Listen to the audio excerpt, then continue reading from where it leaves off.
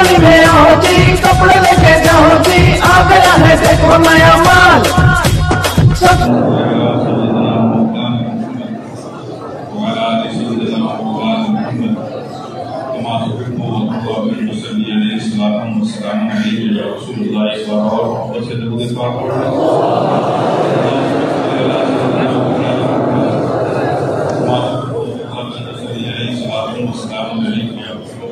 اور محبت سے نبی اور آل نبی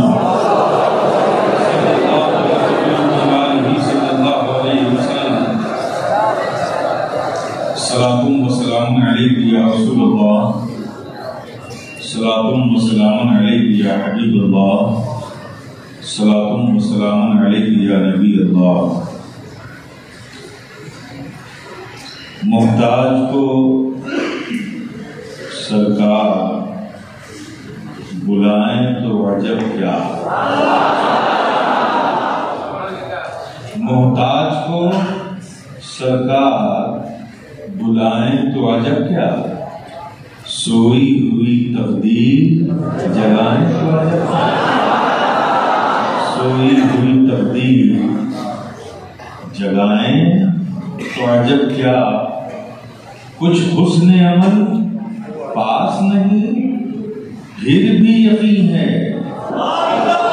کچھ حسن عمل پاس نہیں پھر بھی یقین ہے بخشش کا وہ مزدہ جو سنائے تو عجب بخشش کا وہ مزدہ جو سنائے تو عجب کیا جب گرمی محشر سے کوئی بچ نہ سکے گا جب گرمی محشر سے کوئی بچ نہ سکے گا دامن میں اگر اپنے چھپائیں تو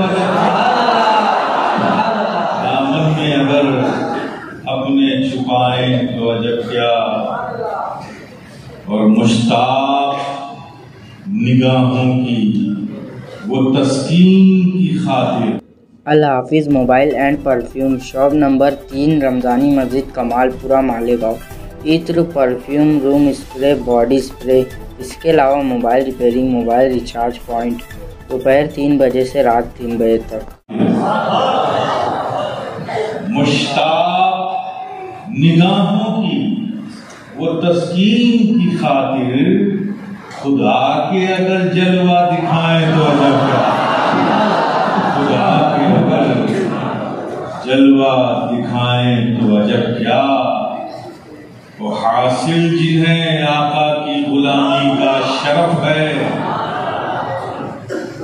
حاصل جنہیں آقا کی غلامی کا شرف ہے ٹھوکر سے وہ مردوں کو جلائیں تو عجب ٹھوکر سے وہ مردوں کو جلائیں تو عجب کیا والد گرامی حضور شیخ اعظم فرماتے ہیں کہ پلتا ہے زمانہ شہ والا کے کرم سے پلتا ہے زمانہ شہ والا کے کرم سے اظہار کو بھی گرب و نبھائیں تو عجب نبھائیں تو عجب کیا ایک بار اور محبت سے درود پاک پڑھ لیجیے اللہم صلی علی سیدنا مولانا محمد وعلی آل سیدنا مولانا محمد کما تحب و ترضى بن تصلی علیہ صلاۃ و سلام علیک یا رسول اللہ صلاۃ و سلام علیک یا حبیب اللہ صلاۃ و سلام علیک یا نبی اللہ حضرات جیسا کہ میرے علم میں لایا گیا یہاں پر مختلف اداروں مختلف تنظیموں میں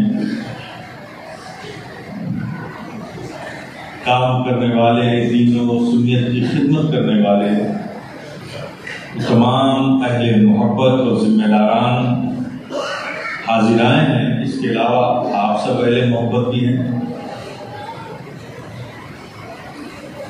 اور ان کے درمیان مجھے کچھ بات کرنی ہے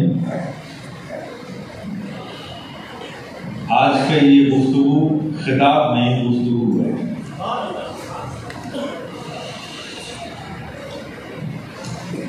آپ لوگ تشریف لائے، یہ فقیر شفیع گدائے جیلانی دل کی گہرائیوں سے آپ سب کے لیے رب کی بارگاہ میں اللہ کے محبوب پاک اور اس کے محبوبین کے وسیلے سے یہ دعا کرتا ہے کہ مولا کریم آپ سب کا یہاں آنا آپ کے لیے مبارک فرمائے۔ بڑی اہم ضرورت ہے اس وقت، آپ لوگ میدان عمل میں ہیں، آپ سب کو بھی اس کا احساس ہوگا۔ اس شہر کے بچوں نے، نوجوانوں نے، بزرگوں نے ہر محلے میں، محلوں کے علاقوں میں اپنی اپنی کوششوں اور کاوشوں سے ایک کمیٹی، ایک تنظیم، ایک ویلفیئر سوسائٹی، اس طرح کی بہت ساری چیزیں بنائیں، مدرسے بنائے، اس کی کمیٹیاں بنائیں، مدرسوں میں تعلیمی نظم و نسق بحال کیے۔ یہ سب آپ کے وہ کام ہیں دینی اور ملی جو آپ پچھلے کئی سالوں سے کرتے چلے آ رہے ہیں، اس پر کوئی سوال نہیں، یہ آپ کر رہے ہیں۔ لیکن اس کام کے کرنے کے دوران میں جہاں تک سمجھتا ہوں کہ آپ سب کو یہ احساس ہوا ہوگا کہ جو کام آپ کر رہے ہیں اس کام میں ہم اکیلے ہیں، ہمارا تعاون، سپورٹ صرف وہی لوگ کرتے ہیں جن سے ہم رابطے میں رہتے ہیں۔ ہم اپنے کام میں تنہا ہیں۔ آپ کو تنہائی کا احساس ہوتا ہے کہ نہیں ہوتا ہے؟ اس لیے جس کے جتنے پاس وسائل ہیں ان وسائل میں ہی وہ اپنے کام کو جو کچھ کرنا چاہتا ہے انجام دیتا ہے۔ کہیں جلسے کرا لیتا ہے، کہیں لنگر و سبیل کی محفلیں کر لیتا ہے، کہیں ادارے چلا لیتا ہے، کوئی سوشل ورک کا، غریبوں کی امداد کا کام کر لیتا ہے۔ لیکن یہ سب پلیٹ فارم ہمارے انفرادی ہیں۔ جو کر رہا ہے صرف وہی ذمہ دار ہے، باقی لوگ جو معاونین جو اس کے ساتھ جڑے بس ان کی شرکت ہے، باقی سب الگ الگ ہیں، سب کا اپنا ایک الگ پروگرام ہے، سب کے الگ کام کرنے کے انداز ہیں، سب کی کمیٹیاں الگ ہوں، اس سے کوئی پرابلم نہیں ہے۔ لیکن پرابلم یہ ہے کہ ان ساری کمیٹیوں کا ہمارا آپس میں کوئی کوارڈینیشن نہیں ہے۔ کمیٹیوں کے نام ہم نے الگ کیا رکھے کہ ہم جماعت سے ہی الگ ہو گئے، یہ اس کی کمیٹی، یہ اس کی کمیٹی، یہ میری کمیٹی، یہ ان کی تنظیم۔ مجھے تو نہیں لگتا کہ یہ ساری تنظیمیں، سارے ویلفیئر سوسائٹی، سارے مدارس کے انتظامیہ امور کے ذمہ داران سال میں ایک بار بھی مل کر بیٹھتے ہوں اور یہ گفتگو کرتے ہوں کہ بھئی ہمارے شہر کے لوگوں کی ضرورت کیا ہے، دینی ضرورت کیا ہے، ملی ضرورت کیا ہے، قومی ضرورت کیا ہے، چلیے ہم یہ کرتے ہیں، یہ ضرورتیں ہیں تو اس میں ہم یہ کرتے ہیں، آپ یہ کر لیجئے، آپ کے مدرسے کا معیار تعلیم یہ ہے، بچے یہاں تک پڑھتے ہیں، چلیے اس کے آگے ہم کوشش کرتے ہیں۔ کیا ایسا کوئی کوارڈینیشن آپ کے درمیان ہے؟ کیوں نہیں؟ اگر کام ہم سب اللہ کی رضا کے لیے کر رہے ہیں، میں آج کے وقت میں اگر لگانے کے لیے مجبور ہوں،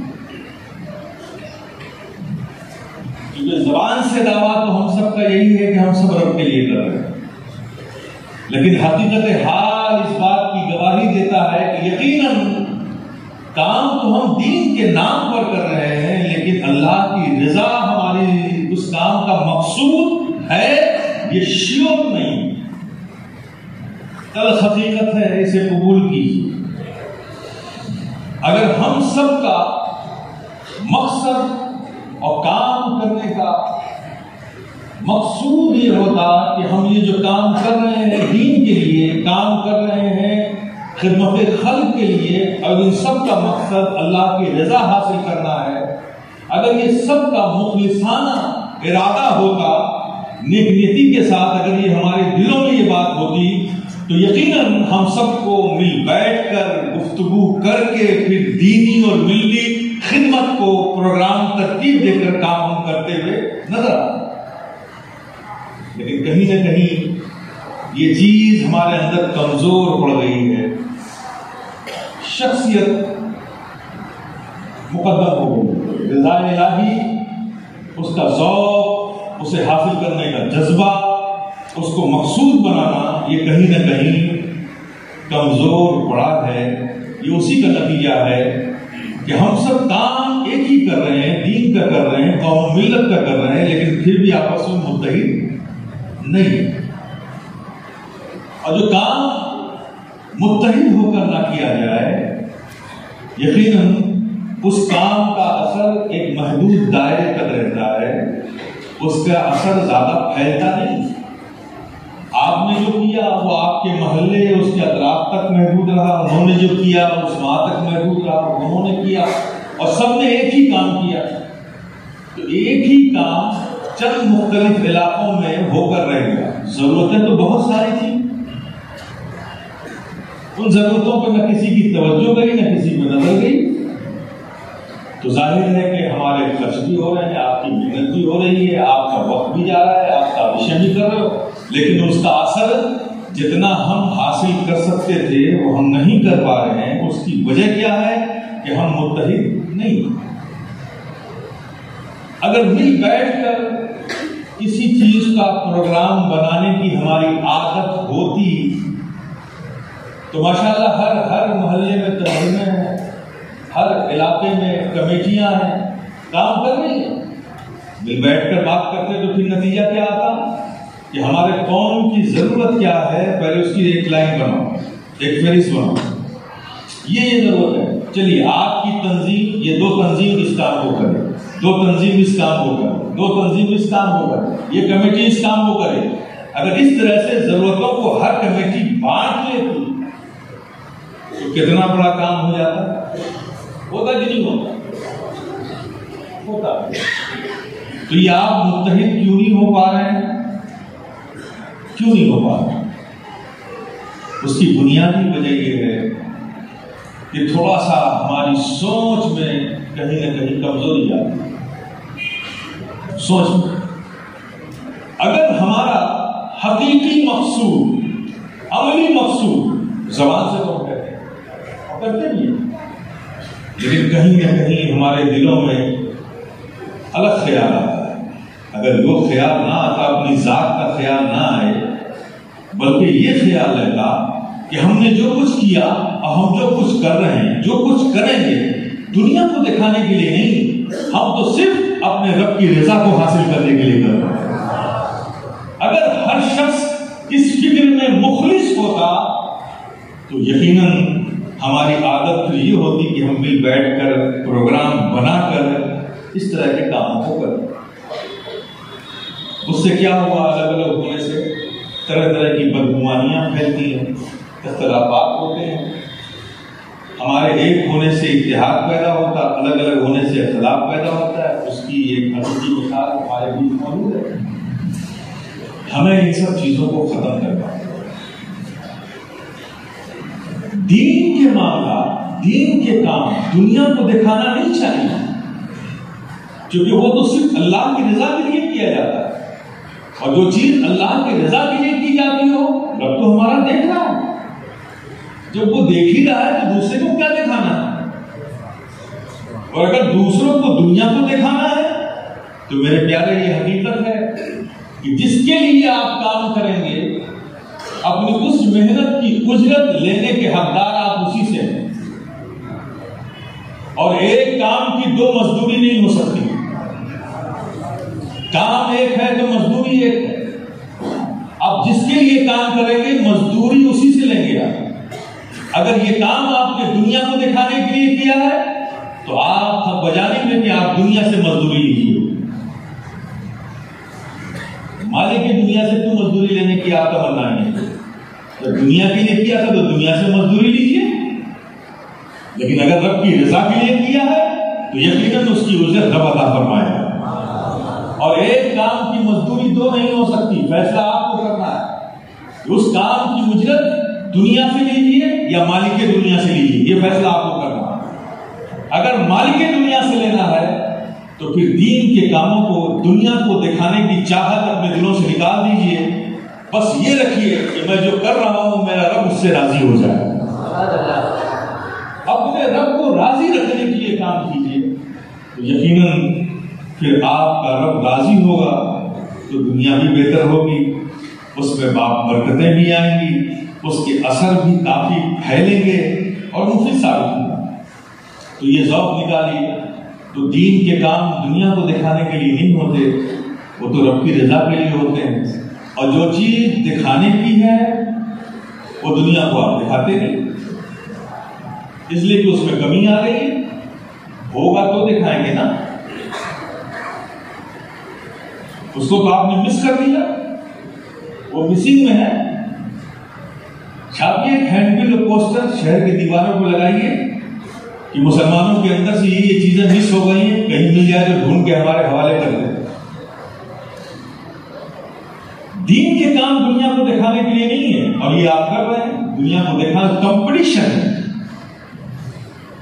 لوگ دیکھیں کہ ہم نے یہ کام کیا ہے. آپ اپنے ثواب میں کمی کریں. آپ کو فکر یہ ہونی چاہیے کہ جو ہم نے کیا ہے ہمارا رب اس سے راضی ہوگا کہ نہیں ہوگا.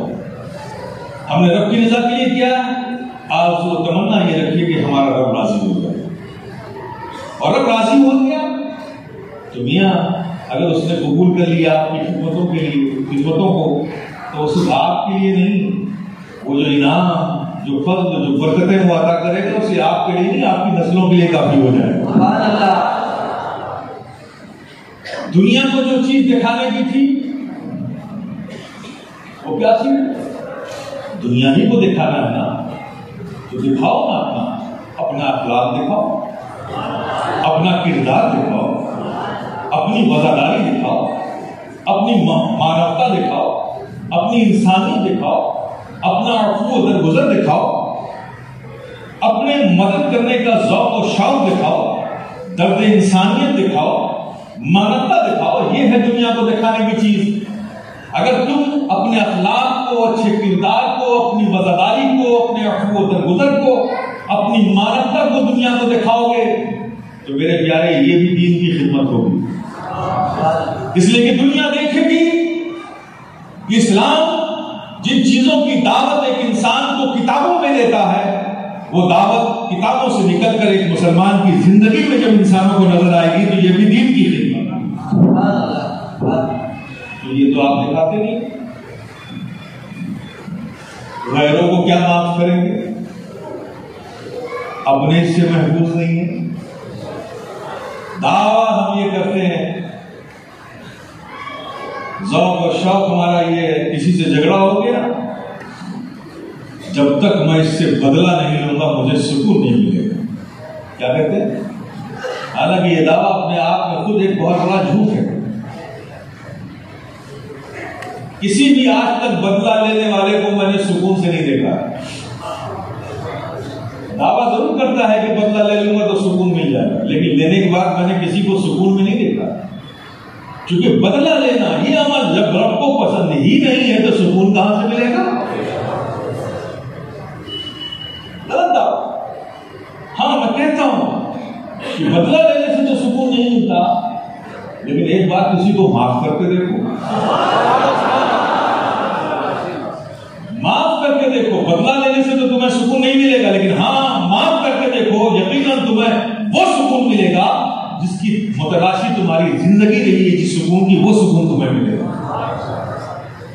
اس لیے کہ معاف کرنا یہ عمل ایسا ہے جو رب کو پسند ہے, اور جو چیز رب کو پسند ہے وہی سکون ملے گا, اور جس سے رب راضی نہ ہوتا وہاں سکون کیسے ملے گا؟ دل آزاری, دل توڑنا, یہ اسلام نہیں ہے. ایسا کرنے والا مسلمان نہیں ہوتا. اسلام دلوں کو جوڑنے کی دعوت دیتا ہے, دلوں کو توڑنے کی دعوت نہیں دیتا ہے. آج ہم کیا کر رہے ہیں؟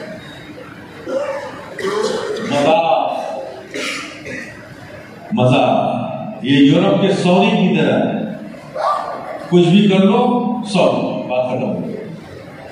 ایسے کسی کو ذلیل کرنا ہو ذلیل کر دو، برا مان جائے گا تو ہم نے وہی مذاق کیا، اس کی دل آزاری ہو جائے، اس کے دل ٹوٹ جائے، اس کو ذلیل کر دیا جائے، مذاق۔ یہ ہمارا کلچر ہے، میں اس پر بات کر رہا ہوں، جبکہ اسلام میں یہ مذاق نہیں، یہ ظلم ہے۔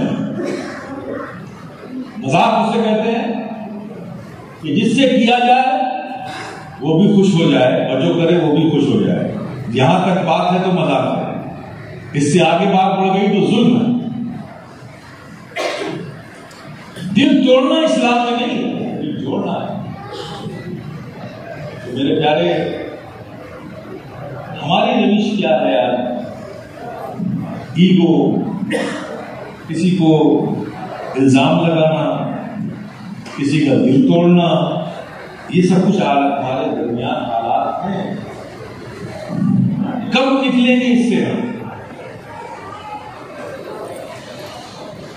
اور کتنا نیچے جائیں گے ہم؟ دیکھیے بھائی، میری ایک ذمہ داری ہے، میری حیثیت ایک ڈاکٹر کی ہے، اور ڈاکٹر ہر وقت میٹھی دوا نہیں دیتا، کبھی کبھی کڑوی دوا بھی دیتا۔ آج وہ چمکی حیدر کی تلوار، نعرے تکبیر اللہ اکبر، اس موضوع پر گفتگو نہیں ہو رہی ہے۔ جو حقائق ہیں اس کا سامنا ہمیں کرنا ہے۔ یونٹی، اتحاد کسی بھی قوم کی ترقی کے لیے سب سے بڑی دولت ہوتی ہے۔ قوم متحد ہے تو اس قوم میں دین بھی بیدار رہتا ہے، زندہ رہتا ہے۔ قوم بکھر جائے گی، قوم میں دین بھی کمزور پڑ جائے گا۔ اس لیے اپنے درمیان اتحاد کا ماحول پیدا کریں، محبتوں کا ماحول پیدا کریں۔ غور کیجئے کہ آپ جس مسلمان کے فالوورز، بلیورز ہیں، جس کے احکام کو مانتے ہیں، جس پر ایمان لائے، جس نبی کی اطاعت قبول کی، جس وحدہ لا شریک کی وحدانیت کا آپ عقیدہ رکھتے ہیں، وہ ہم سے چاہتا کیا؟ 24 گھنٹے ایک دن ہوتے ہیں، وہ ایک دن میں ہم سے کیسی زندگی چاہتا ہے؟ یہ سوچنا ہماری ذمہ داری ہے۔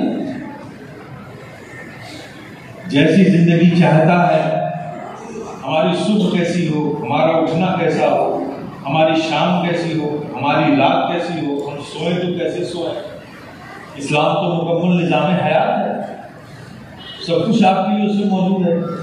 ایک مسلمان ہونے کی حیثیت سے انصاف سے بولو، یہ ہماری ضرورت، اس کے تقاضے ہیں کہ نہیں کہ ہم جانے کہ ایک 24 گھنٹے کی زندگی اسلام ہم سے کیسا چاہتا ہے کہ نہیں؟ بولو ہے تو کبھی ہم نے سوچا نہیں، سوچا۔ جذبات اچھی چیز ہے، لیکن صرف جذبات یہ کسی کام کے نہیں۔ جذبات ہو تو اس کی بنیاد بھی ہو۔ بے شک یہ سچ ہے، نو ڈاؤٹ، اس مادیت کے زمانے میں، میٹیریلزم کے زمانے میں بھی، جہاں ہر شخص صبح ہوتی ہے تو شام کی فکر میں ڈوب جاتا ہے، اور دن بھر کیسے گزرا، اس کی مصروفیت، اس کے جنون کا دنیا کمانے میں یہ عالم ہوتا ہے کہ اسے کبھی کبھی تو خود اپنا نام بھی یاد نہیں رہتا۔ ایسے دور میں بھی یہ سچ ہے کہ بحمدللہ بزرگوں کا فیضان ہے، جو ایمان ہمارے سینوں میں ہے، آج بھی اللہ کا شکر ہے، اس کا ہی کمال ہے، کیونکہ یہ ایمان ہمارے سینوں میں جو آیا ہے یہ بزرگوں کے فیضان سے آیا ہے۔ اور بزرگوں کا فیضان کبھی ختم نہیں ہوتا، وہ ختم ہونے والی چیز نہیں ہے، وہ ہمیشہ جاری رہتا ہے۔ یہ اس فیضان کا اثر ہے کہ اس مادیت کے دور میں بھی ہم میں اتنی اویئرنیس ہے کہ کوئی بھی اگر ہمارے آقا صلی اللہ تعالی علیہ وسلم کے حوالے سے کوئی نازیبا لفظ بھی کہیں بھی ہم سن لیتے ہیں، ہم بےتاب ہو جاتے ہیں، بے چین ہو جاتے ہیں، مضطرب ہو جاتے ہیں، ہمیں جنون آتا ہے، ہمیں غصہ آتا ہے، اور یاد آنی چاہیے اتنے دنیا میں ملوث ہونے کے بعد بھی، ڈوبنے کے بعد بھی ابھی بحمد تعالیٰ ایسا ایمان ہمارے سینوں میں موجود ہے اور ہونا بھی چاہیے، کیونکہ اس ذات کے لیے ہمارا دل بے چین ہوتا ہے، اس ذات کے لیے ہماری محبتیں تڑپ اٹھتی ہیں، ہمارے جذبات بے قابو ہو جاتے ہیں۔ وہ ذات ہے ہمارے آقا و نبی کی، وہ ذات ہم مومنوں کے لیے وہ ذات ہے کہ خدا کی قسم روئے زمین پر کوئی باپ کیا پیار کرے گا اپنے بیٹے کو اتنا، کوئی ماں کیا پیار کرے گی اپنے بیٹے کو اتنا جتنا ہمارے آقا ہم سے پیار کرتے ہیں۔ کتنا پیار کرتے ہیں میرے پیارے، کتنا پیار کرتے ہیں، اتنا پیار کرتے ہیں۔ روایتیں اٹھا کر دیکھ لو، کتب احادیث بھری پڑی۔ پیارے آقا صلی اللہ تعالی علیہ وسلم جب تنہائیوں میں رب کے حضور حاضر ہوئے، روتی ہوئی آنکھوں سے، بہتے ہوئے آنسوؤں سے رب کی بارگاہ میں ہاتھ اٹھا کر جب دعا کے لیے ہاتھ اٹھایا تو روایتیں موجود ہیں کہ اللہ کے پیارے حبیب کی زبان پر کوئی اور صدا نہیں تھی، صدا تھی تو بس ایک ہی تھی، اللہم امتی، اللہم امتی، اللہم امتی۔ جب اللہ کے حضور ہمارے آقا و مولا حاضر ہوئے، ہم گنہگار امتیوں کی مغفرت کے لیے، نجات کے لیے، عذاب سے بچنے کے لیے، گمراہی سے بچنے کے لیے، محفوظ رہنے کے لیے دعائیں کرتے ہوئے نظر آئے۔ جب حاضر ہوئے، اس قدر روئے کہ اللہ نے جب اپنے محبوب کو اپنی امت سے اس قدر پیار کرتے ہوئے دیکھا کہ میرا محبوب تو جب آتا ہے میرے پاس امت کی صدا لے کر آتا ہے، اس کی فریاد لے کر آتا ہے، رو کر اس کے لیے دعائیں کرتا ہے۔ جب اس قدر بار بار رب نے اپنے محبوب کو اپنی بارگاہ میں تنہائیوں میں آ کر امت کے لیے روتے ہوئے بار بار دیکھا تو جبریل امین سے کہا، اے جبریل، یہ میرا محبوب اپنی امت سے بڑا پیار کرتا ہے، یہ میری بارگاہ میں آ کر بار بار رو کر کے امت کی فریاد کرتا ہے، تو اے جبریل جاؤ میرے محبوب سے کہہ دو، سنا دو میرے محبوب کو۔ جبریل آئے رب کی بارگاہ میں، اللہ کے پیارے حبیب کی بارگاہ میں، کہا آقا اللہ نے وحی بھیجی ہے۔ جبریل کیا وحی لائے ہو؟ کہا اللہ نے فرمایا ہے وَلَسَوْفَ يُعْطِيكَ رَبُّكَ فَتَرْضَىٰ، اے محبوب ان قریب تمہارا رب تمہیں اتنا دے گا کہ تم راضی ہو جاؤ۔ اللہ کے پیارے حبیب نے سنا، چہرے پہ بشاشت کے آثار نمودار ہوئے، خوشی کے آثار۔ صحابہ بیٹھے ہوئے تھے، اللہ کے پیارے حبیب نے فرمایا، اے میرے صحابہ، جبریل آئے ہیں، وحی لائے ہیں، یا رسول اللہ کیا لائے ہیں وَلَسَوْفَ يُعْطِيكَ رَبُّكَ فَتَرْضَىٰ، ان قریب تمہارا رب تمہیں اتنا دے گا کہ تم راضی ہو جاؤ گے، خوش ہو جاؤ گے۔ صحابہ نے سنا، وہ بھی خوش ہو گئے۔ پھر اللہ کے پیارے حبیب نے فرمایا کہ اے میرے صحابہ سنو، خدا کی قسم جس کے قبضے قدرت میں محمد کی جان ہے، اللہ نے یہ فرمایا ہے کہ وہ مجھے اتنا دے گا کہ میں راضی ہو جاؤں گا۔ تو میرے صحابہ سنو، خدا کی قسم میں اس وقت تک راضی نہیں ہوں گا جب تک کہ امت کو بخشوا نہیں ہوں گا۔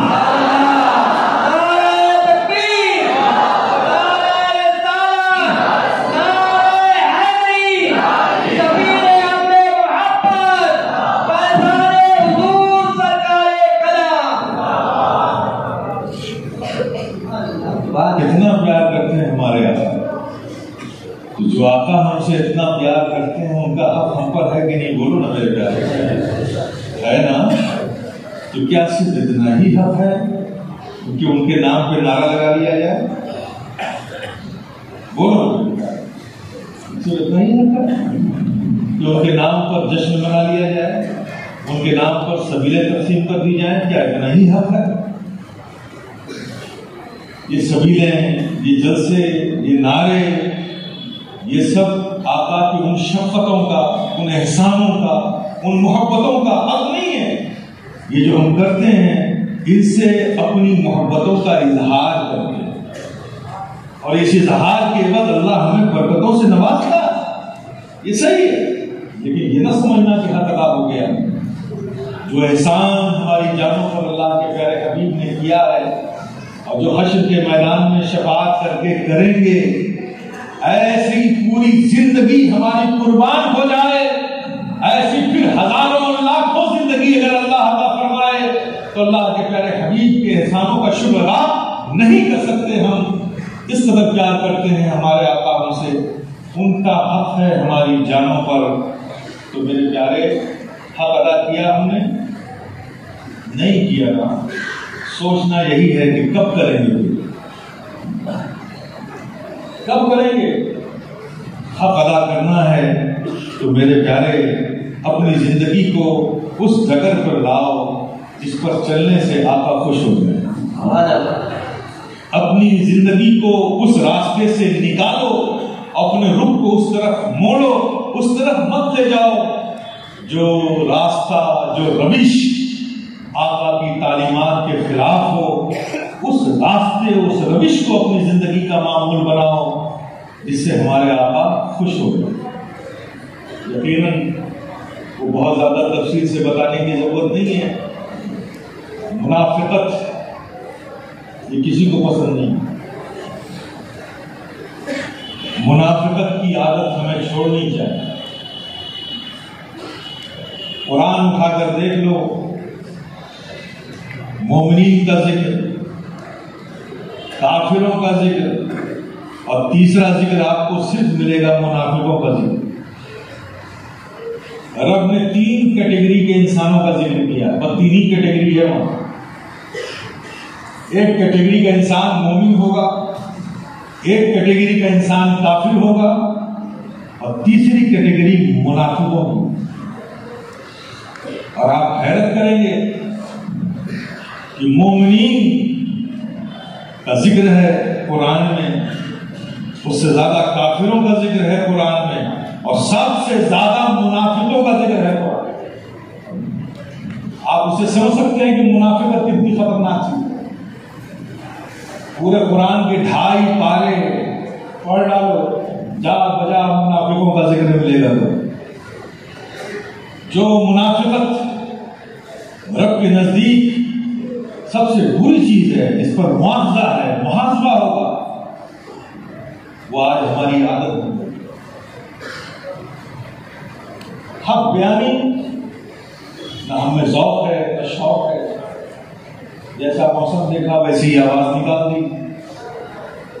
میرے پیارے، منافقت کہتے کسے؟ آپ حق کو جانتے ہیں اور آپ کے سامنے کوئی ایسی بات کہہ رہا ہے جو حق کے خلاف کہہ رہا ہے، تو آپ کے پاس 2 ہی شکل ہے، تیسری شکل نہیں کہ جب وہ حق کے خلاف بول رہا ہے تو حق جو آپ جانتے ہیں اس کا اظہار کیجیے برملا۔ اگر آپ ایسا کرنے پر اختیار نہیں رکھتے ہیں تو پھر آپ کی دوسری ذمہ داری ہے کہ اس محفل سے اٹھ کر چلے جائیں۔ اگر اس محفل سے اٹھ کر چلے نہیں جاتے اور حق کا اظہار بھی نہیں کرتے تو گویا کہ آپ اس کی تائید کر رہے ہیں، آپ بھی اس کی منافقت میں شامل ہیں۔ یہ بڑا خراب عمل ہے میرے پیارے، اس پر بڑا سخت وعید ہے، محاسبہ ہے۔ اب ظاہر ہے کہ ہم یہ سب کام ہم جانے میں کر رہے ہیں تو اس کا بیک فائر تو ہم پر لگے گا ہی نا۔ ہم سب کچھ کر کے بھی وہ برکتیں حاصل نہیں کر پا رہے ہیں، شاید اپنی انہی عادتوں کے بیک فائر کو ہم جھیل رہے ہیں جو ہمیں لگ رہا ہے۔ مومن کا دل اس میں منافقت ہو، حیرت ہے۔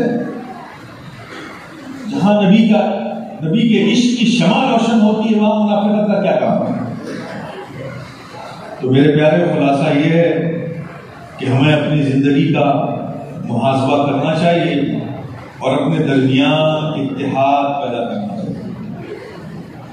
جو کمیٹیاں بنی ہیں، جو بچے کام کر رہے ہیں، اب یہ میرا مشورہ ہے، جو کام کر رہے ہیں آپ کام کریں، لیکن جو اور کمیٹیاں ہیں ان کی سالانہ ایک میٹنگ رکھیں، ساری کمیٹی اور تمام ویلفیئر سوسائٹیز کے لوگ بیٹھیں، آپس میں تبادلہ خیال کریں۔ یہ کرنا بہت ضروری ہے. اسی طرح سے جو مدارس ہمارے چل رہے ہیں، بڑا عجیب دور ہے. میں تو حیرت زدہ، ایک مدرسے کے ذمہ دار اور دوسرے مدرسے کے ذمہ دار میں ایک ہی شہر میں رہ کے سلام و کلام نہیں.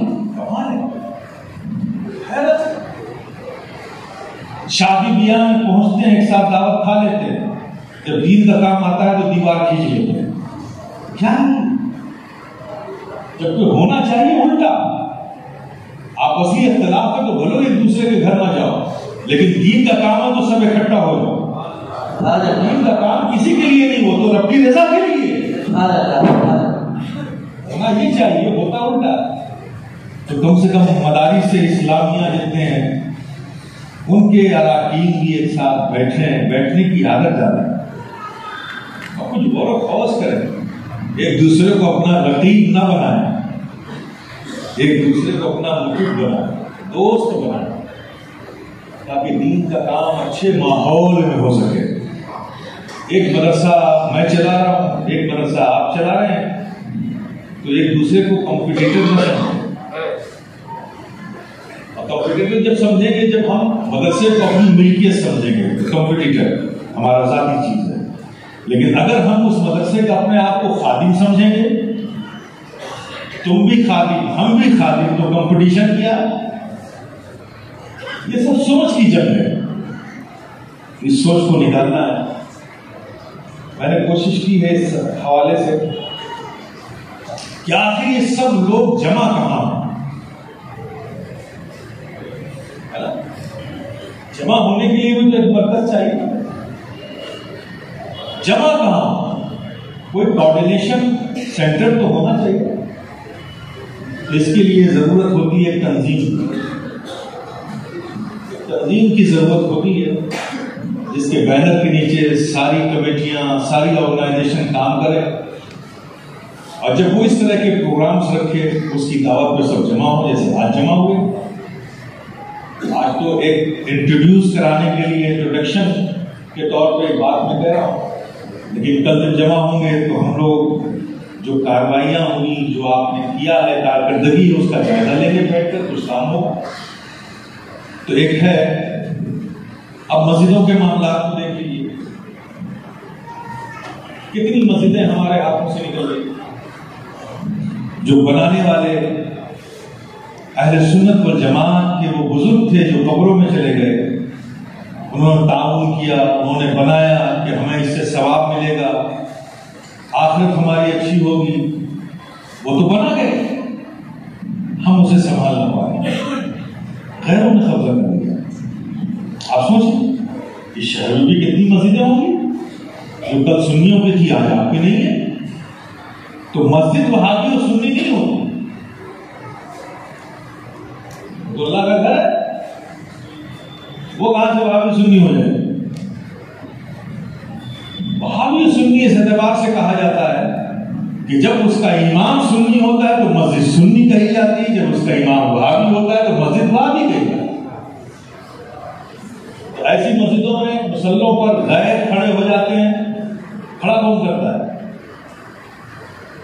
کمیٹی کے لوگ. اور کمیٹی جب بدل جاتی ہے، جب کمیٹی بدلے گی تو امام بدلے گا. اور یہ ان کی پرانی ایک سسٹم ہے ان کا، جب کسی مسجد کو ایک ٹارگٹ کرتے ہیں کہ اس مسجد کو اپنے قبضے میں لینا ہے، تو سب سے پہلے مقتدیوں کے بیچ بیٹھنا شروع کریں گے. دو ایک لوگ آپ کی جماعت میں بھی شامل ہو جائیں گے، جائزہ لیں گے. پھر کمیٹی کے جو افراد ہوں گے اس میں جو کمزور کڑی ہوگی اس کو پکڑیں گے. پھر کچھ مقتدیوں کو بتائیں گے یہاں نماز ایسے نہیں، قرات ایسے نہیں ہے، صف ایسے نہیں ہے، وہ ویسے نہیں ہے. سوالات آپ کے بیچ قائم ہوں گے، امام صاحب پڑھتے ہیں تو اس میں یہ غلطی ہے، عوام میں بولیں گے. اب مقتدیوں کو تو حال یہ خود کچھ معلوم نہیں، لیکن کوئی سوال دے دو تو سوچے گا بس یہ سوال میں پوچھوں گا تو سب مجھے عالم سمجھیں گے. اب وہ سوال لے کے پڑھنا شروع کر دیں گے. اب اس کی کمزوری کا یہ فائدہ اٹھاتے ہیں. پھر آہستہ آہستہ وہ بات بڑھتی جاتی ہے. پھر دو چار ممبروں کو اپنی حمایت میں لیتے ہیں. لینے کے بعد مسجد میں لفڑے اور جھگڑے شروع ہوتے ہیں، امام بدلو، کمیٹی بدلو، یہ انتظام نہیں، وہ انتظام نہیں. پھر اس کے بعد کیا ہوتا ہے، قوم کھڑی ہو جاتی ہے کہ نہیں صاحب کہ نہیں کمیٹی ہے. آسانی سے وہ لوگ آ جاتے ہیں جو اس سے موٹیویٹ ہو جاتے ہیں. جب کمیٹی کے افراد ہی مذہب کی سلوکیت قسم کے آ گئے تو ظاہر معاملہ بدل گیا. آپ کسی بھی مسجد کی تاریخ اٹھا کر دیکھو، اس سے ہٹ کر کوئی کہانی آپ کو نہیں ملے. آپ سمجھ رہے نا؟ یہ خطرہ ختم نہیں ہوا ہے، یہ خطرہ آج بھی ہے. آپ نے ماشاءاللہ مسجد بنائی، جذبات سے بنائی، اللہ آپ کی عمروں میں برکت دے، لیکن کیا یہ آپ کے دنیا سے جانے کے بعد مسجد چلی جائے گی یا ختم ہو جائے گی؟ یہ مسجد تو رہے گی صبح قیامت تک. تو آپ نے بنا لی، کوئی خطرہ نہیں، آپ ہیں کوئی خطرہ نہیں، بعد میں کیا ہوگا؟ تو میں نے پیشکش کی ہے ہر مسجد کے لیے اور ہر مدرسے کے لیے کہ ایک آپ لوگ اپنے بائیلاز میں ایک کلاس ڈالیں تاکہ اس طرح کے حالات کسی مسجد کے لیے پیدا ہی نہ ہو. اس کا پہلے ہی سے سدباب کر دیں. جتنے لوگ ہم سے جڑے ہوئے ہیں، خاندان سے جڑے ہوئے ہیں، میں نے ان سے بھی کہا، آپ سے بھی کہتا ہوں، اگر مسجد کے ٹرسٹیان جو آج موجودہ ہیں جہاں وہ یہ ڈالیں کہ اس میں ممبر وہی ہو سکتا ہے یا اس ٹرسٹ میں وہی فیوچر میں ہو سکتا ہے کبھی بھی جب ضرورت پڑی، جو سنی صحیح عقیدہ ہو، اہل سنت والجماعت سے تعلق رکھتا ہو، یہ ایک بات ہے. بس بات اگر آپ یہاں ختم کر دیں گے تب بھی خطرہ ہے. تو آج ہندوستان کا کوئی بھی وہابی اپنے آپ کو وہابی نہیں کہتا، سب سنی کہتے ہے نا. تو ابھی خطرہ باقی ہے، صرف یہ کہنے سے کام نہیں چلے گا، اس میں کلاس ڈالی. اہل سنت والجماعت سے تعلق رکھتا ہو. اب اہل سنت والجماعت سے مراد تفصیل دیکھیے. ہمارے نزدیک اہل سنت والجماعت سے متعلق وہی فرد ہے جو ہندوستان میں علامہ فضل حق خیر آبادی، امام عشق و محبت امام احمد رضا خان فاضل بریلوی کے مسلک اور عقیدے پر، اور بزرگوں میں علامہ حضرت شیخ آل رسول ماہر روی اور حضرت ہم شبیہ غوث الثقلین اعلیٰ حضرت اشرفی، ان کے مسلک اور عقیدے پر جو ہے وہی ہمارے نزدیک سنی ہے.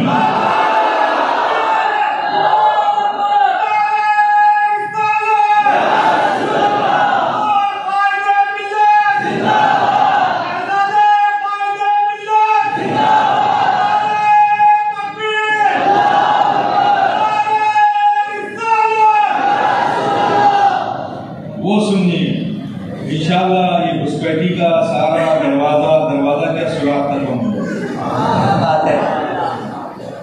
لیکن صرف اہل سنت والجماعت کہنے سے کام نہیں چلے گا، یہ سنی کی تفصیل اب لکھنے کی ضرورت ہے. علماء میں علامہ فضل حق خیر آبادی، امام اہل سنت امام احمد رضا خان فاضل بریلوی، اور بزرگوں میں مشائخ میں آل رسول ماہروی، ہم شبیہ غوث الثقلین اعلیٰ حضرت اشرفی، ان کے عقیدے اور مسلک پر جو ہے وہی ہمارے نزدیک سنی ہے. دروازے بند ہو جائیں. اب جس کا عقیدہ کسی بھی زمانے میں ممبر ہونے کے بعد پھر بعد میں اس نے پر پکھنے نکالے، چھپا ہوا تھا، تو جیسے ہی اس عقیدے کے خلاف اس کا عقیدہ ظاہر ہوگا، اس کی یہ بدعقیدگی ہی اس کی ممبرشپ کو یا امام ہو تو امامت کو ختم کر دے گا. کسی کو نکالنے کی ضرورت ہی نہیں، خود بخود ختم. یہ بائیلاز میں ڈال دیا، قانون بنا. یہ بہت ضروری ہے پیش کریں. اگر نہیں کریں گے تو کوئی بھی فریب کسی بھی دور میں ہو سکتا ہے. دوسرا آپشن یہ بھی ڈالیں کہ اگر کمیٹی کے درمیان کسی بھی دور میں ایسا کوئی تنازع پیدا ہو جائے جو عوامی سطح پہ بھی نہ سلجھ رہا ہو، ذمہ داروں کے بیچ میں بھی نہ سلجھ رہا ہو، اور مسجد میں شدید اختلاف بڑھتا جا رہا ہو، جس سے نمازی پریشانیوں کا شکار ہو رہے ہیں، ایک کلاس ہے. ایسے حالات میں اگر کمیٹی اور عوام یا امام کا کوئی ایسا مسئلہ آ جائے، تنازع پیدا ہو جائے جو حل نہ ہو پا رہا ہو، تو کلاس ڈالیے کہ ایسے حالات میں جو بھی صاحب سجادہ خانقاہ اشرفیہ حسنیہ سرکار کلا کا ہوگا، اس وقت اس کا فیصلہ آخری فیصلہ مانا جائے گا۔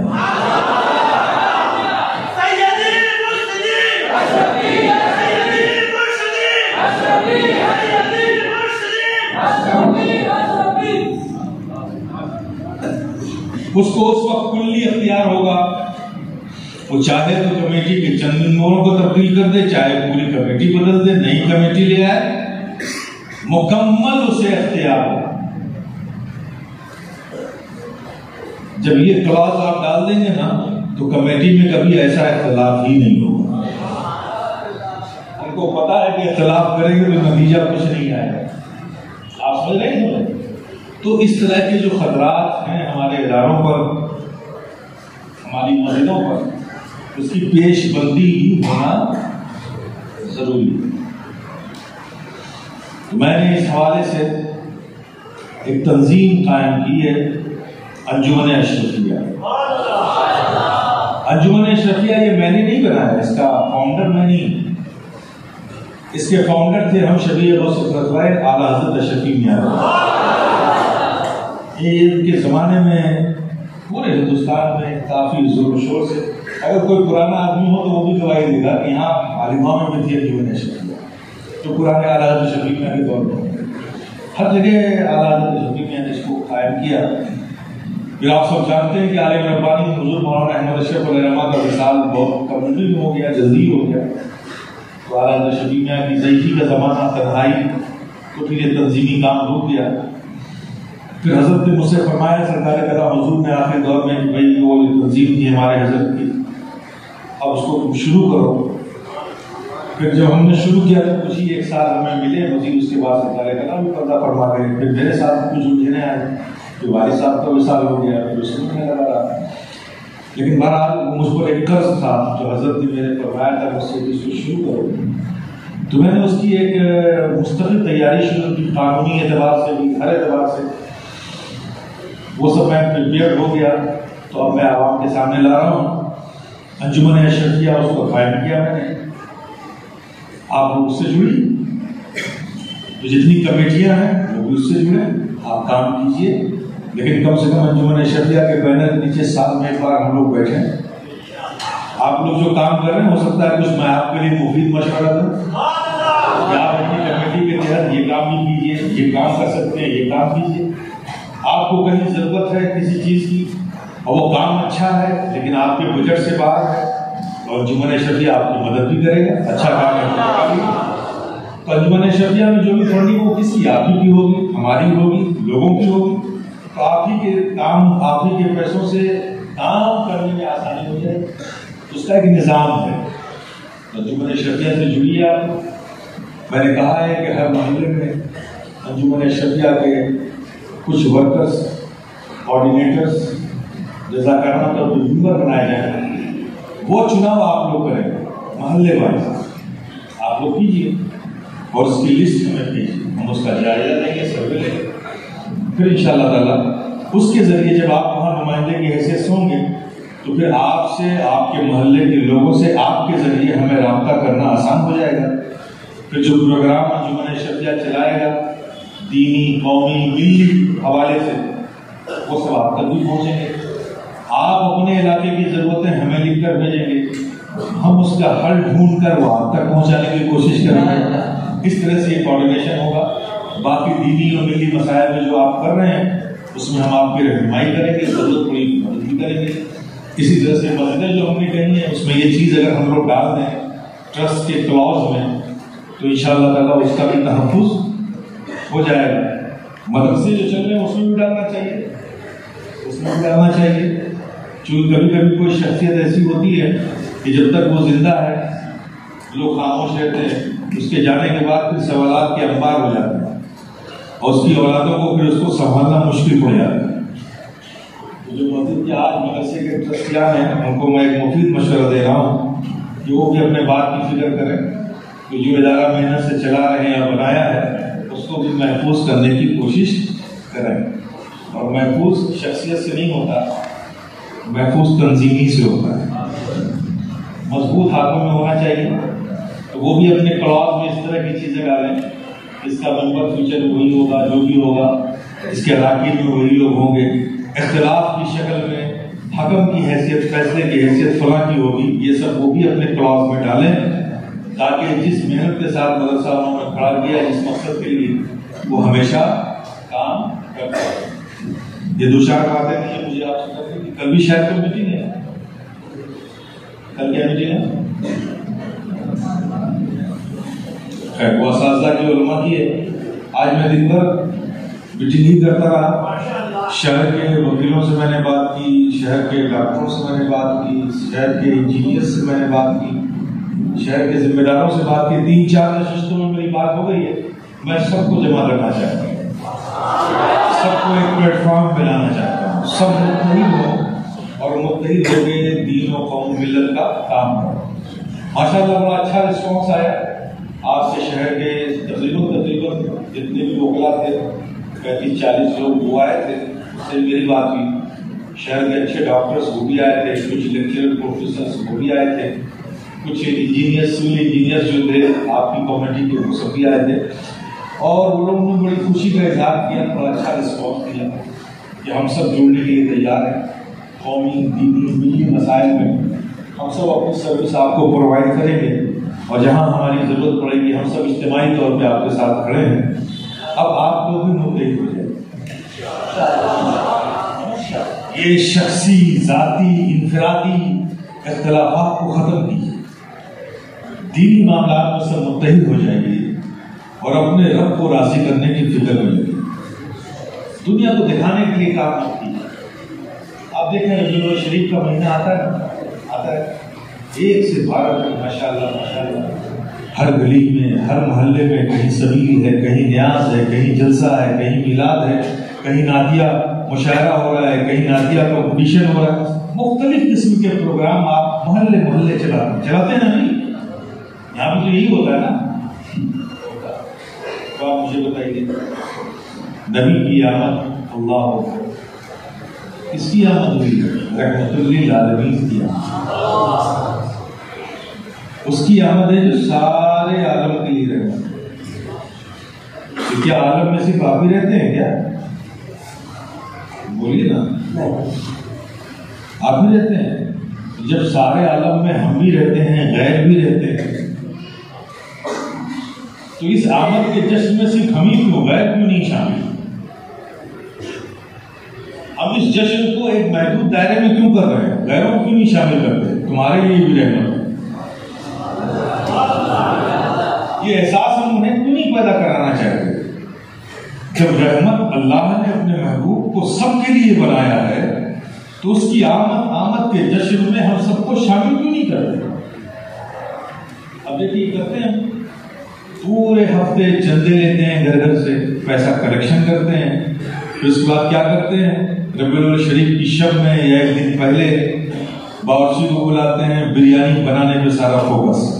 اب رات بھر لڑکے لگے ہوئے بریانی بنوا رہے ہیں، سبھی بنا رہے ہیں. صبح اٹھ کے اس کو کھلانے میں سارا فوکس. اب فاتحہ دینے کے لیے کیا کیا؟ ایک امام صاحب کو بلایا، بیچارے اس کو 10 جگہ جانا ہے. آپ کے یہاں بھی اس کے بعد کہیں اور جانا ہے فاتحہ کرنے کے لیے. وہ بیچارے آئے، ٹائم کم ہے، 4 گل پڑھا، ہاتھ اٹھایا، 2 آدمی چلے گئے اور وہ دوسری جگہ جانا. یہی تو ہوتا نا، پریکٹیکل نہیں ہے کہ نہیں؟ اب ذرا میرے پیارے یہ کرتے ہیں بےحمدی تعالیٰ اللہ قبول فرمائے، برکتیں بھی ملتی ہیں. نو ڈاؤٹ، اس پہ میں کوئی کلام کرٹیسائز نہیں کر رہا ہوں، لیکن یہ تو کرتے ہیں. لیکن اگر ہم ایسا کریں اور تو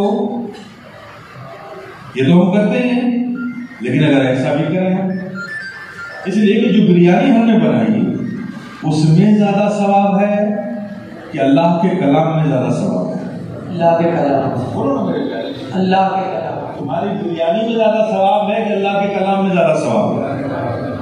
تو یہ بریانی تو بناتے ہیں نا، تھوڑا سا اس میں چینج کیا، اضافہ کرو. کیا اضافہ کرو؟ جہاں چندہ کرنے جاتے ہو نا گھر گھر، سب کو میسج چھوڑو کہ چندہ تو ہم لے رہے ہیں لیکن ہر گھر سے ہمیں 2 پارے اور 3 پارے قرآن تلاوت کر کے بھی دو. اتنے درود پڑھ کر بھی دو، ہم آئیں گے تلاوت قرآن جتنے پارے پڑھے ہیں وہ لینے بھی آئیں گے۔ اگر ہر محلے میں ربیع الاول شریف میں 1 سے 12 یہ ماحول بن جائے کہ نبی کی آمد کے موقع پر ہر گھر میں تلاوت قرآن شروع ہو جائے تو میرے پیارے کیا روحانی ماحول، دینی ماحول بنے گا، آپ سوچ سکتے ہیں؟ اور ان سب کو بریانی بھی بنایا، تلاوت قرآن جو کچھ ہوا اسے بھی جمع کیا اور پھر آقا کی بارگاہ میں پیش کیا۔ آپ سمجھ سکتے ہو اس کی کتنی برکتیں آپ کو ملیں؟ انسٹنٹ فائدہ ہوگا، اخروی فائدہ تو جو رب عطا فرمائے گا وہ کرے گا، لیکن انسٹنٹ فائدہ یہ ہوگا کہ پورے محلے میں 1 سے 12 دن تک ایک روحانی اور دینی ماحول بن جائے گا۔ نبی کی آمد کے جشن کی خوشی میں ہر گھر میں تلاوت کا ماحول ہو جائے گا، درود پڑھنے کا ماحول ہو جائے گا۔ اگر اس موقع پر یہ بھی کر دیں تو کوئی پریشانی آئے گی کیا؟ کوئی خرچہ بڑھ جائے گا کیا؟ نہیں، خالی سوچنے کی بات۔ 12 ربیع الاول شریف کو اب غیروں کو کیسے شامل کریں؟ جو بھی بریانی وغیرہ بناتے ہیں اس کا ایک حصہ نکال دو، چلے جائیے ہاسپٹل، جتنے مریض وہاں بیٹھتی ہیں غریب مریض ہیں، ڈاکٹروں سے پرسکرپشن لیجیے کہ کون سے دوا آپ ان کو دے رہے ہیں بتائیے، پرچہ لیجیے وہ دوائیں خریدیے، الگ الگ مریضوں کے لیے ایک پیکٹ بنائیے اور سب کے پیٹ میں جا کے یہ دوا آج ہماری طرف سے پوچھے گا کہ یہ کیوں؟ میرے آقا کے آمد کی خوشی میں دے رہا ہوں۔ ان کو 2 پھل، ایک سیب لے کے دے دو، ایک کیلا لے کے دے دو، آپ کھائیے، دعا کرتے ہیں آپ کی صحت اچھی ہو۔ اور یہ ہم اس لیے کر رہے ہیں کہ ہمارے آقا کی آمد ہے، اس کی خوشی میں ہم یہ کر رہے ہیں۔ میرے پیارے جسے تم دوا دو گے، پھل دو گے، وہ خوش ہوگا کہ نہیں ہوگا؟ تو دیکھیے وہ بھی آقا کی آمد میں خوش ہو گیا کہ نہیں ہو گیا؟ وہ بھی شامل ہوا کہ نہیں ہوا اس خوشی میں؟ ایک تو یہ ہے کہ برکتیں ملی ہیں آپ کو، خدمت خلق کی آپ نے، اللہ کی مخلوق کی خدمت کی، اللہ کے محبوب کی آمد کی خوشی میں، اور ایک میسج اچھا دیا۔ اس نبی کی آمد میں آپ یہ سب کرتے ہیں جو سارے عالم کے لیے رحمت بن کر آیا ہے۔ تو دیکھیے اس رحمت للعالمین کی جب آمد ہوتی ہے، اس کا دن آتا ہے، یہ مسلمان گھروں گھروں میں جا کر، ہاسپٹلس میں جا کر مریضوں کی عیادت کرتا ہے، ان کی دوائیاں دیتا ہے، ان کی خدمت کرتا ہے، تو کتنا خوبصورت میسج غیروں کو دیا جائے گا۔ آپ سوچ سکتے ہیں جائے گا نہیں جائے گا؟ تو جب تنظیم ہوگی تو اس طرح کا کام ہوگا، آپ سمجھیے نا۔ میں کچھ آپ سے الگ نہیں کروانے والا ہوں، جو کر رہے ہیں کرتے رہیے، بس اس میں تھوڑا سا حسن پیدا کروں گا، خوبصورتی پیدا کروں گا، تاکہ آپ اور زیادہ فائدے کا سودا کرنا شروع کر دیں۔ جو فائدہ مل رہا ہے اس سے زیادہ فائدہ آپ کو ملے، آپ سمجھ رہے ہیں نا؟ تو آپ لوگ یہ کام کیجیے، اپنے محلے میں جو ذمہ دار حضرات ہیں سنجیدگی سے بیٹھیے، کچھ کرنا ہے تو کچھ بدلنا پڑے، بیٹھ کر کے اس کام کے لیے اپنے محلے میں ایک کمیٹی بنائیے، ایک افراد چنیے پہلے، اس کی لسٹ ہمیں بھیجیے، تاکہ پورے مالیگاؤں کے ہر محلے میں جب اس طرح کے لوگ چن لیے جائیں گے تو پھر ان کو بلا کر ہم ایک میٹنگ کریں گے، پھر ان سے پوچھیں گے آپ کیا کام کر رہے ہیں، پھر ان کو ہم گائیڈ لائن دیں گے کہ اب یہ کام آپ کیجیے، ہم آپ کی ہیلپ کریں گے، آپ کو یہ راستہ ہے، اس طرح سے کر سکتے ہیں۔ کیا آپ لوگ اس کے لیے تیار ہیں؟ کرنا چاہیں گے؟ انشاءاللہ بھی 2 طرح کے بولنے کی عادت ہے، بغیر ارادے کی بھی انشاءاللہ بولتے ہیں، جبکہ ارادے کے بعد انشاءاللہ بولنا چاہیے۔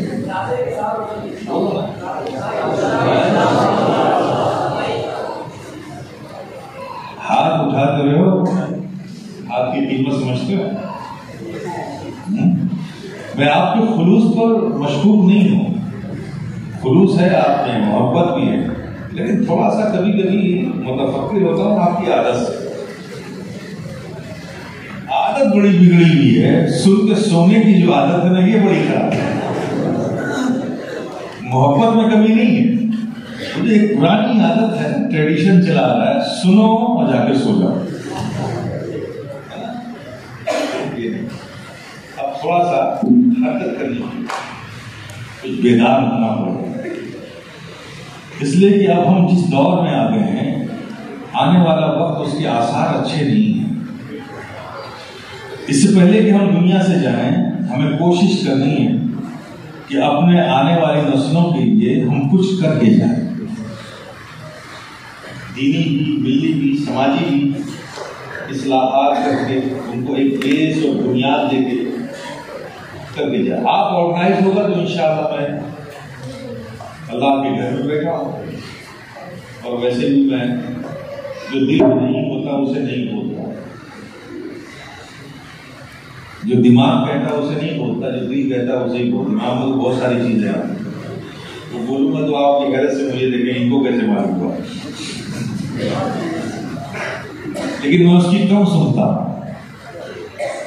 میں دل کی زیادہ سنتا، اس لیے میں کہہ رہا ہوں کہ انشاءاللہ آپ سب اگر متحد ہو گئے، ایک پروگرام کے تحت کام کرنے کی عادت آپ نے ڈال لی، تو وہ دن دور نہیں انشاءاللہ اس شہر مالیگاؤں کے پاس مسلم کمیونٹی کا ایک یونیورسٹی بھی ہوگی، ایک ہاسپٹل بھی ہوگا، ایک کوچنگ سینٹر بھی ہوگا، کچھ ایسے فلاحی ادارے بھی ہوں گے جہاں غریبوں کی امداد کا سینٹر ہوگا۔ یہ سب کچھ ناممکن نہیں ہے، یہ کسی پولیٹیشین کا وعدہ نہیں ہے ووٹ لینے کے لیے، مجھے آپ کو ووٹ نہیں لینا ہے۔ اگر یہ بات میں کہہ رہا ہوں تو میرے پاس مضبوط حقائق ہیں، آپ کر سکتے ہیں۔ یہ نہ سمجھیے گا کہ میرا کوئی سعودیہ سے پڑھ رہا ہے، تو وقت ہمارا نام سن کے بات ہے۔ کیا بات ہے، سبحان اللہ۔ ایسے لاشتی پیسوں کو ہم ٹھوکر مارتے ہیں۔ سبحان اللہ، سبحان اللہ، سبحان اللہ، کیا بات ہے۔ ایسے پہ میں بنیاد رکھوں گا جن کے پیسوں سے گستاخ رسول کی بو آتی ہو، کیا بات ہے، سوال ہی نہیں، جن کا مقدر ہے وہ لے۔ یہ غریب نواز کا ملک ہے، ہمیں غریب ہی مبارک ہے۔ ہم یہ بتانا چاہتے ہیں، یہ دکھانا چاہتے ہیں کہ تم نے امیروں کے دروازے پر دستک دی اور تم نے جو کام کیا اسے دکھاتے ہو دنیا کو، دیکھو ہم نے یہ کام کیا، سنی تو اسے بریانی بناتا ہے، طنز مارتے ہیں، مارتے ہیں مارتے ہیں۔ میرے پیارے جماع، پھر ہم ان کو دکھائیں گے۔ تم نے امیروں کی دہلیز سے خیرات لے کر صرف یہ بنایا تھا، اور ہم نے غریبوں کی محبت لے کے یہ بنایا۔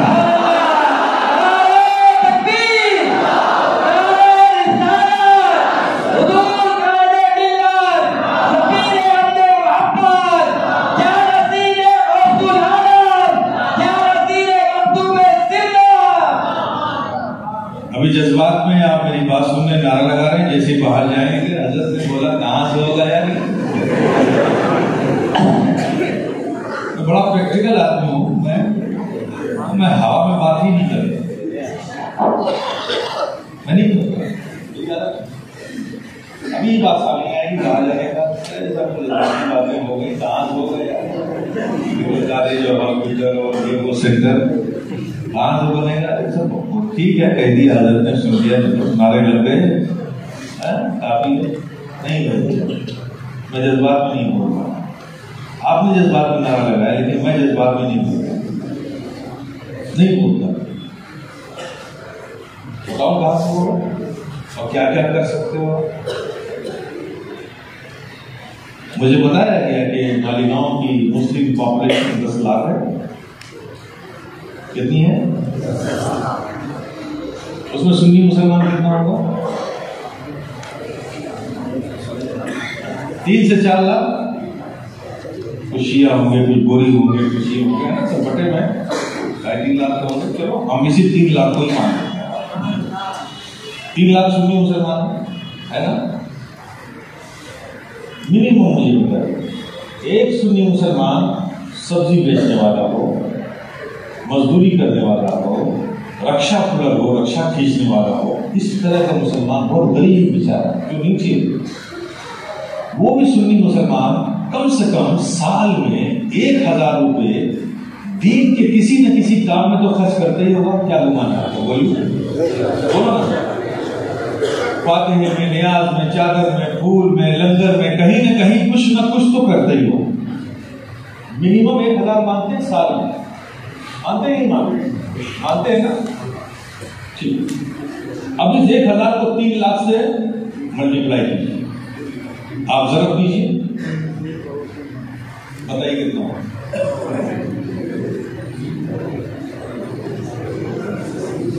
بولیے، حساب لگائیے نا۔ 30 کروڑ روپے سالانہ آپ خرچ کر رہے ہیں،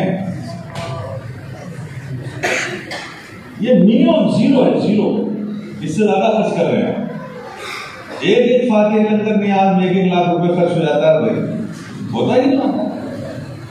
میں تو سب سے نیچے مان رہا ہوں، زیرو، 1000 روپے منیمم، 3 لاکھ سے ملٹیپلائی کیجیے، 30 کروڑ روپے سالانہ تو خرچ ہو ہی رہا ہے، اس میں کوئی شک ہی نہیں، جبکہ سچائی ہے کہ اس سے زیادہ خرچ ہو رہا ہے۔ تو معلوم یہ چلا کہ سورس پرابلم نہیں ہے، وہ ہے آپ کے پاس، یہ ریچ مشکل ہے، پہنچنا مشکل ہے، لوگوں کو یونائٹ کرنا مشکل ہے۔ اگر یہ سب یونائٹ ہو جائیں، اب مجھے بتائیے اسکول کالج بنانا آپ کے لیے مشکل ہے؟ تو میں بات نہیں کر رہا ہوں۔ اب یہ کوآرڈینیشن جو ورکرز، جو والنٹیئرس میں کہہ رہا ہوں کہ بنائیے، یہ اسی لیے کہ سب تک پہنچے ہیں۔ ایک جگہ بیٹھ کر کام نہیں ہو سکتا، ہر محلے میں ایسے لوگ ہوں، جس دن وہ ورک کریں گے تو میں تو کہتا ہوں کہ 10,000 لوگ بھی اگر جڑ گئے آپ سے نا تو یہ سب ہو جائے گا۔ یہ تو پبلکلی اسٹیمیٹ ہے، میرا اسٹیمیٹ الگ رہتا ہے۔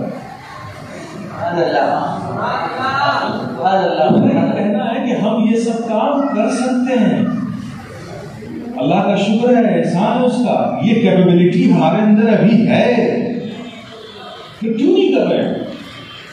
اس لیے نہیں کر رہے ہیں کہ ہم یونائٹ نہیں ہیں، ہم کسی پروگرام کے تحت کام کرنے کی عادت نہیں ہے، بس جذباتی طور پہ ایک بات ہوئی اور ہم نے کر ڈالا۔ اب ظاہر ہے کہ جو جذباتیوں پہ کام ہوتا ہے اس کا اثر چند مہینوں چند دنوں تک رہتا ہے، وہ ہمیشہ تو فائدہ دیتا نہیں، لیکن اب وقت آ گیا ہے کہ ہمیں ان چیزوں پر فوکس کرنا ہے، ان چیزوں پر کام کرنا ہے جو ہمیں بھی فائدہ دے اور ہمارے آنے والی نسلوں کو بھی فائدہ دے۔ اس کمی کو بھی ہمیں ہی پورا کرنا ہے، اس کے لیے ذہنی طور پہ ہم سب کو تیار کرنا ہے۔ بولیے کیا رائے آپ؟ بولیے، تیار ہیں آپ لوگ؟ اب جتنے لوگ ہیں جس محلوں سے، وہ اپنے محلے میں ایسے لوگوں کی فہرست لسٹ بنا کے کب تک میں دے دیں؟ یہ ہوم ورک دے کر کے میں پرسوں جاؤں گا، اور جس دن مجھے یہ انٹیمیشن ملے گا کہ ہوم ورک تیار ہے، سب کا لسٹ تیار ہے، میں فوراً آ جاؤں گا۔ اب یہ آپ پر منحصر ہے کہ آپ یہ لسٹ کو کتنی جلدی بناتے ہیں۔ اس میں جتنے بھی ہمارے مسجد کے ٹرسٹیان، ائمہ ہیں، علماء ہیں، سوشل ورکرز ہیں، سوشل ایکٹیوسٹ ہیں، سب لوگ لگیے، لسٹ بنائیے۔ پھر جب وہ لسٹ ہو جائے گی، ہر محلے کی نمائندہ لسٹ ہمارے پاس آ جائے گی، پھر انشاءاللہ میں پوری تفصیل سے پریکٹیکلی آپ سے بات کروں گا کہ آپ کیسے کس کام کو کر سکتے ہو، کیجیے۔ کرنا دیکھیے آپ کو ہے، میں دشا دکھاؤں گا، جہاں کمزور پڑے گا وہاں آپ کی مدد کروں گا، کرنا سب کچھ آپ کو، اس کے لیے پریپیئر ہو جائے۔ اب بالکل اطمینان رکھیے، نہ آپ کو گھر بیچنا پڑے گا، نہ جیب میں ہاتھ ڈالنا پڑے گا، اطمینان رکھیے، صدمے میں مت آئیے۔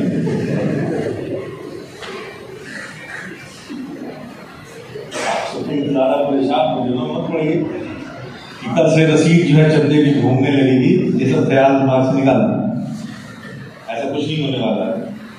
جب آپ یہ کوآرڈینیشن کمیٹی بنا لیں گے، میرے پاس آئیں، پھر میں سمجھاؤں گا کہ کیسے کام ہوتا ہے۔ آپ سمجھ گئے نا؟ اس لیے اس کام کو کریے، یہ آپ لوگوں کی اپورچونیٹی ہے۔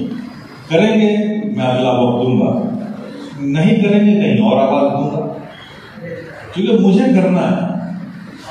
میں اس گھٹن کو لے کر اب جی نہیں سکتا کہ ہماری قوم تنزلی کی طرف جا رہی ہے اور وہ صرف جذباتی ہے، اس کا استحصال ہو رہا ہے، بنیادی کام کی طرف ہمارے قلب کا میلان نہیں ہو رہا ہے، آنے والی نسلیں ہمارے اس پرخطر ماحول کا شکار ہونے والی ہیں۔ میں اپنی کھلی آنکھوں سے دیکھ رہا ہوں، مجھے گھٹن ہوتی ہے، تو میں یہ کوشش تو کرتا ہی رہوں گا جب تک زندہ ہوں۔ آپ میرے ساتھ آئیں گے، ویلکم۔ یہ کام میں پہلے مالیگاؤں سے شروع کر دوں گا۔ آپ سوئیں گے، دوسرے شہر کو آواز دوں گا، جو آگے بڑھ جائے گا میرا کام وہیں سے شروع ہو جائے گا۔ چونکہ یہ زمین اعلیٰ حضرت شفیع میں علیہ رحمہ کی زمین، آپ سمجھ گئے نا؟ بہت سارے مشائخین بحمد تعالیٰ آج یہاں آتے ہیں، اللہ ان کو سلامت رکھے، ان کی برکتیں لوگوں کو ملیں۔ آتے رہیں گے، لیکن اعلیٰ حضرت شفیع میاں اس دور میں آئے جب یہاں آنے کا راستہ بھی نہیں تھا۔ آج تو مشائخین آتے ہیں ماشاءاللہ، یہاں پر سب کے گھر میں فرسٹ کلاس پی او پی اور اے سی، بیڈ روم بھی ہے، اور ساتھ وہ واش روم بھی ہے، بالکل کریکٹ ہے، کہیں باہر نہیں جانا پڑتا۔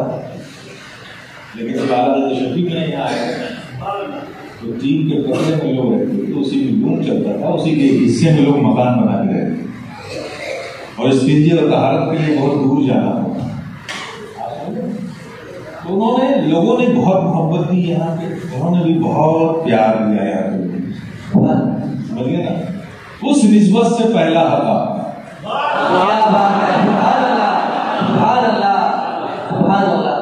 اگر آپ اس میں پیش قدمی کریں گے انشاءاللہ مولا تعالیٰ آنے والی نسلوں کے لیے ہم سب کچھ یہاں کر جائیں گے انشاءاللہ۔ آپ لوگ سے متحد ہوئی، باقی جلسہ آپ کر ہی رہے، جلوس آپ نکال ہی رہے، لنگر آپ کر ہی رہے، وہ سب کرتے ہیں۔ میں آپ کو دعوت ایک کنسٹرکٹیو ورک کی طرف دے رہا ہوں جو ہمیں بھی فائدہ دے اور ہمارے آنے والی نسلوں کے لیے بھی ایک ایسٹ بنے، ایک کامیاب چیز بنے جس کی ضرورت ہے۔ مسجدوں میں بھی تھوڑا تربیتی پروگرام ہمیں چلانے کی ضرورت ہے۔ میں اس کے لیے بھی مسجد کے ٹرسٹیان سے بھی میں نے شاید میٹنگ کی تھی نا، جی پہلی میٹنگ ان سے کی تھی، میں نے ان سے بھی گفتگو کی تھی، مسجدوں میں بھی تھوڑا سا ہم لوگوں کو تربیتی پروگرام چلانا چاہیے، کیونکہ میں اس کو محسوس کرتا ہوں بہت سے بچے نوجوان ہمارے تعلیم حاصل کرنے میں، روزگار کی الجھنوں میں، وہ جو چیزیں بیسک ہیں وہ صحیح طور پہ سیکھ نہیں پائے۔ قرآن کی جو آیتیں ہیں آپ کی پتہ نہیں اس کی تجوید صحیح ہے کہ نہیں ہے، زبر زیر پیش میں کوئی ترتیب نہیں ہے، ثنا پڑھتے ہیں، تیار پڑھتے ہیں، درود ابراہیم پڑھتے ہیں، ان کو کانفیڈنس خود نہیں ہے کہ میں صحیح پڑھ رہا ہوں کہ غلط پڑھ رہا ہوں، بس پڑھ لیتے ہیں۔ تو جو چیز میں کانفیڈنس نہ ہو وہ اس کام کو جب آدمی کرتا ہے نا تو اس میں پھر وہ ذوق، وہ انٹرسٹ پیدا نہیں ہوتا، بس وہ کر لیتا ہے۔ لیکن اگر اس کو یہ احساس ہو کہ میں جو کچھ کر رہا ہوں پڑھ رہا ہوں بالکل صحیح ہے، تو وہ صحیح ہونا ہی اس کے اندر اس احساس کو ڈیولپ کرتا ہے کہ اس میں ذوق پیدا ہو جاتا ہے، کچھ آگے سیکھنے کا شوق پیدا ہو جاتا ہے۔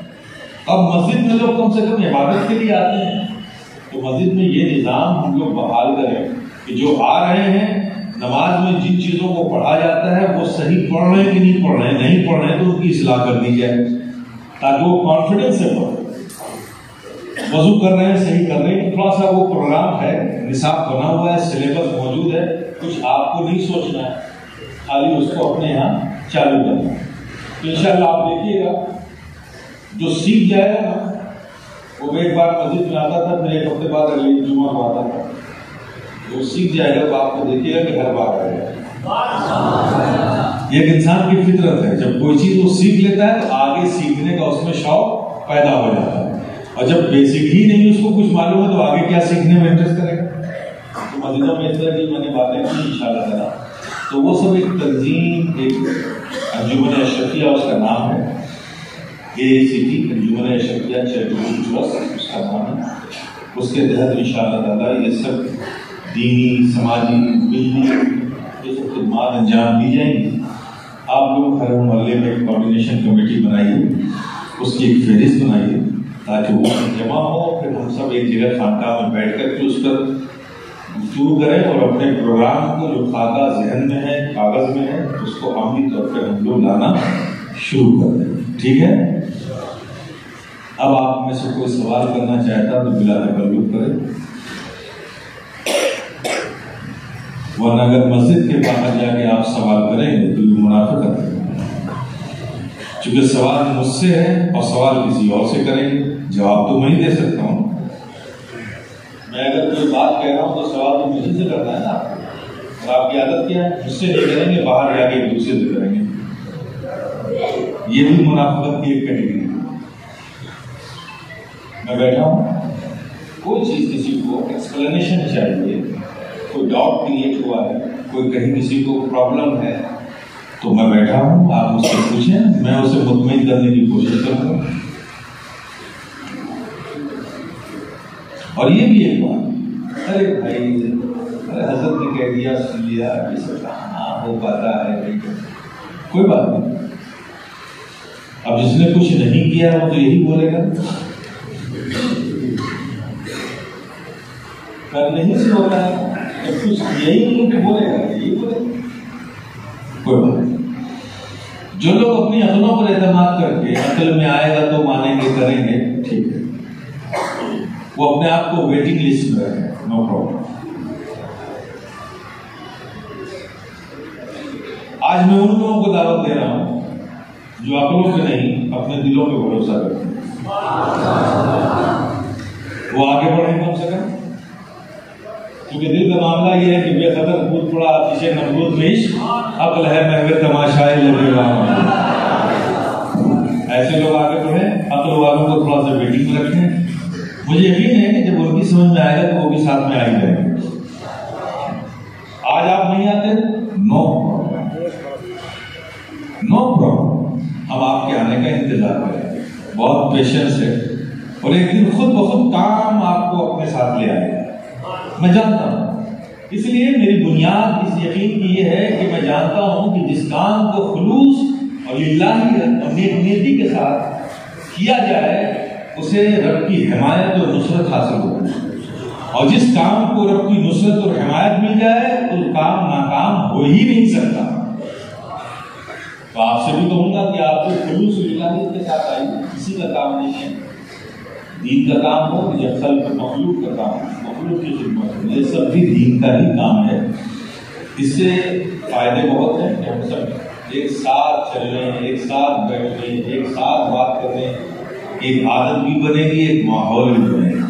جو ابھی ہم سب الگ الگ ہیں نا، ایک دوسرے پر اعتراض جواب، اس نے مجھے دعوت نہیں دی، اس نے مجھے نہیں کہا، لسٹ میں میرا نام نہیں ہے، اس کا نام اوپر کیوں ہے، اس کا نام نیچے کیوں ہے.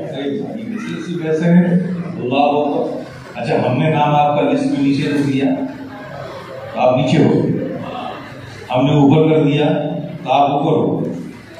ارے یار ایسے ہی نیچے اوپر لوگ ہوتے رہتے ہیں، لائیے میں اس لسٹ بدل کے آپ کو اوپر کر دیتا ہوں، آپ اوپر ہو گئے، ان کو نیچے کر دیں. ایسے نہیں ہونا.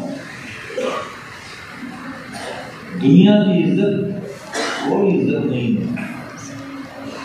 کوشش کرو، اس فکر میں رہو، وَتَعِزُّ مَن تَشَاءُ وَتُذِلُّ مَن تَشَاءُ. وہ جو رب عزت دیتا ہے وہی عزت ہے، پھر اسے کوئی نہیں مٹا سکتا. اور رب کی بارگاہ میں عزت حاصل کرنا ہے تو خدمت کر کے مل سکتے ہیں. خدمت دین کرو، خدمت خلق کرو، رب راضی ہو جائے گا. جو تمہاری عزت ہے، تمہاری عظمتیں، ان سے محبتیں ہر مومن کے قلب پر غلبہ ہے، جسے کوئی نہیں چھین سکتا. یہ دنیا کی عزت ہے، اوپر نیچے تو لوگ ہوتے رہتے ہیں. ایک موقع ہے ہم سب کو کوشش کریں. اللہ پاک ہم سب کی خدمات کو، ارادوں کو، ارادہ کیا ہے نا آپ نے، چلیے ہم اس کی دعا کرتے ہیں. اللہ پاک آپ کی ہمارے سب کے ارادوں کو قبول فرمائے اور ہمیں عملی طور پر، پریکٹیکلی طور پر اس کام کو، اس ارادے کو ڈھالنے کی توفیق عطا فرمائیں. جس کا ارادہ کیا ہے وہ عملی طور پر ہم کر سکیں. اللہ پاک ہم سب کا یہاں آنا مبارک فرمائے. وآخر دعوانا الحمدللہ.